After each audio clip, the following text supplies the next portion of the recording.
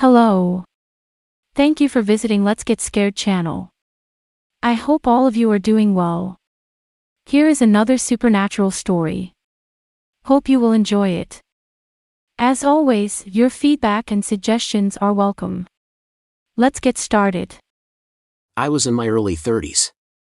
My friends were all involved in relationships, and I was the only one who was still single. Although I didn't mind being single, it did make me feel lonely sometimes.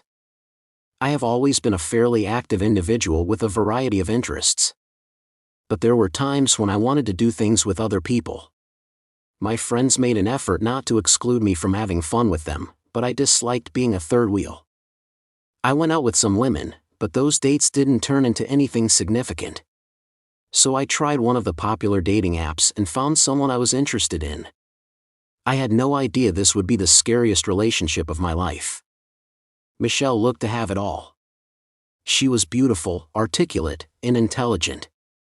I discovered she worked in the financial sector as a manager for a local company.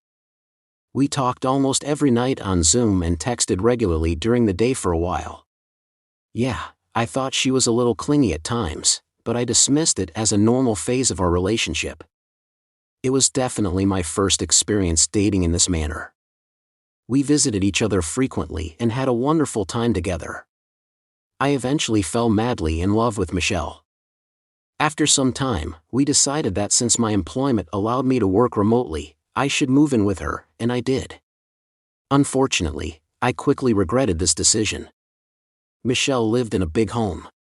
It seemed strange to me that she lived alone in it, but she explained that it was a family inheritance and she didn't want to sell it. There were 4 bedrooms, 3 bathrooms, a spacious kitchen, and an open-concept living and dining space. As soon as I moved in with her, Michelle told me that she practices a form of witchcraft, which had been handed down to her from her Romanian ancestors. The ceremonies included the casting of black and white magic spells. Michelle transformed one of the spare bedrooms into a ritual area. The only bedroom on the first floor was the ritual room. She showed it to me first day I moved in. The room had a black tablecloth-covered shrine. It was opposite a wall that also had a large painting of a woman in a forest. It was a deity whom Michelle called Muma Paduri. Muma Paduri is considered the mistress of the forest and the protector of women. She is imagined as a beautiful woman with developed breasts, untangled long hair and long nails, who lives in a forest where she walks naked or dressed in a long white dress, Michelle told me. Adding, she is the embodiment of extraordinary goodness, but also of immense evil. I simply nodded. The world is home to thousands of different belief systems. Who am I to judge her if it works for her?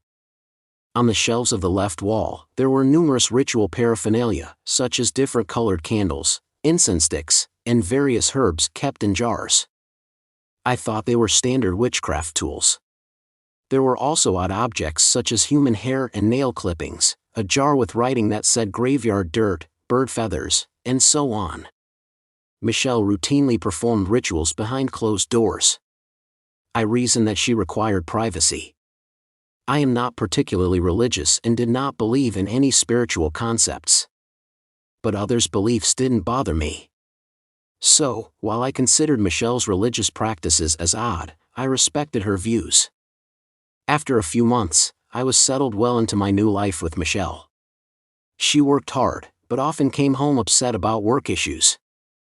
I noticed when this happens, she performed daily rituals with such a zeal. I didn't give it much thought. After all, many people rely on their spiritual system to help them cope with stress. Then, after the rigorous daily rituals, Michelle would eventually announce that her problems at work had been resolved. However, I noticed a pattern. If Michelle had an issue with someone, they experienced something bad, ranging from losing their jobs, becoming seriously ill, or even dying. I kept telling myself that it was just a coincidence.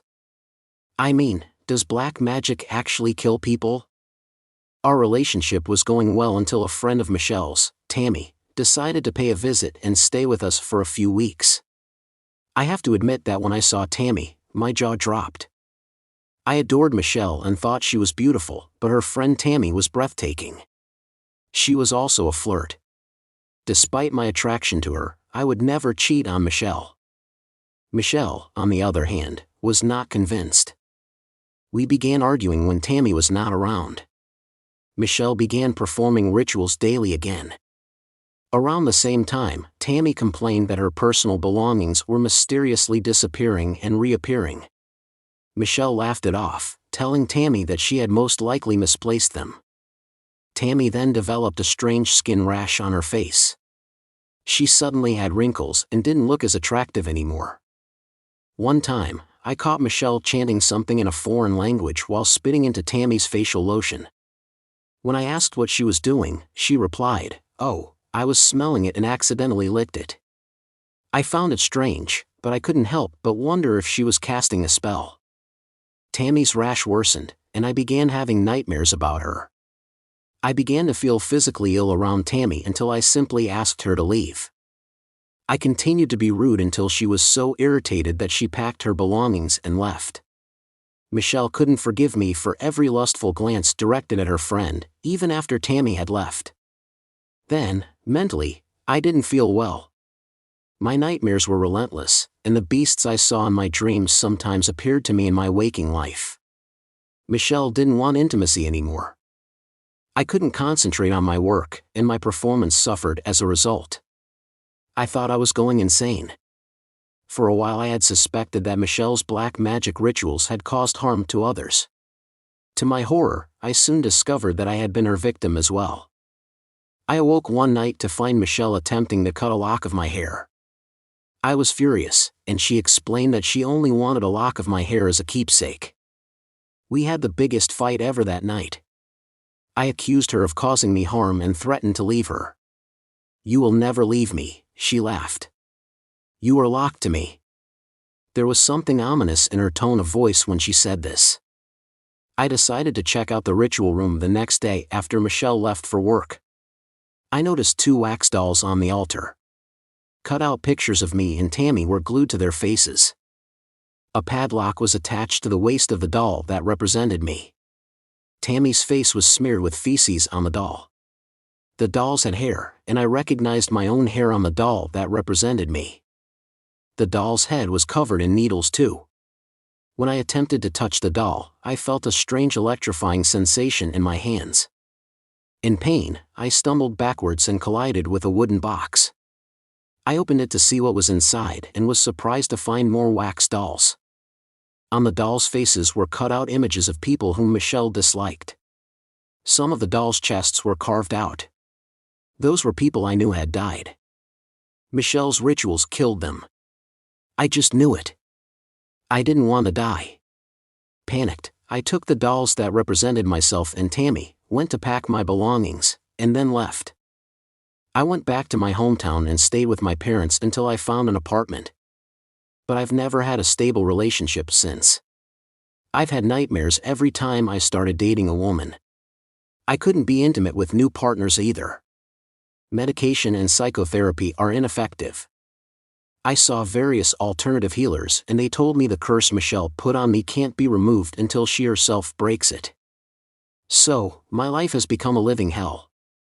I've had dreams of a woman in the forest that would shape-shift into Michelle. She would laugh maniacally in my dreams, telling me I was bound to her. Michelle most likely did bound me to herself in some bizarre ritual with the help of the demonic spirit she worshipped. I will always be hers, whether I like it or not. How did you like this story? Comment in the comments section. If you have a story to share and would like it published, please email it to me at letsgetscaredchannel@gmail.com. Thank you for your time. Please like and subscribe.